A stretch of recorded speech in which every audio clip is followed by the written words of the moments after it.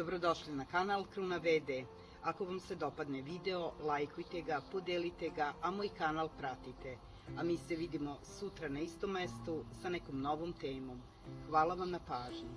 Evo kako ćete osvežiti vaš tepih za samo 1 sat bez pranja i mirisat će na prelepo i naravno na čisto. Svaki tepih može itekako postati izvor neprijatnog mirisa koji se širi po celoj kući. Fleke različitog porekla emituju neprijatne mirise koji postaju intenzivniji, naravno što je tepih prljaviji. Neprijatan miris je nemoguće ukloniti samo koristeći usisivač, a izreklamirana sredstva za čišćenje tepiha ostavljaju intenzivnu aromu koja dugo ne može da se izvetri, također su opterećena hemikalijama, a pri tome nisu nimalo jeftina.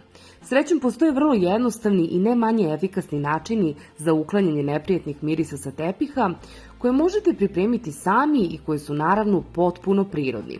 Podjednako efikasno uklanjaju neprijatne mirise sa tepiha, a istovremeno ga čiste i osvežavaju. Evo kako ćete napraviti potpuno prirodni osveživač za vaš tepih. Napravite smesu od 1 kafine kašike cimeta, 1 kafine kašike samlevenog karanfilića, 3 supene kašike sode bikarbone i 1 kafine kašike sušenog bilja. Možete uzeti lavandu ili ruzmarin. Pomešajte sve sastojke i pospite po svom tepihu. Posle 30 minuta samo usisajte svoj tepih. Svežinu i lep miris osjetit ćete u celoj vašoj kući. Postoji također i druga varijanta, a to je da pomešate 1 čašu sode bikarbone sa 1 čašom kukuruznog skroba ili gustina i da dodate otprilike 15 kapi eteričnog ili aromatičnog ulja po vašem ukusu. Pomešajte sve i pospite po tepihu i dobro usisajte, ali nakon 2 sata. Sjaj i čistoća će biti zagarantovani.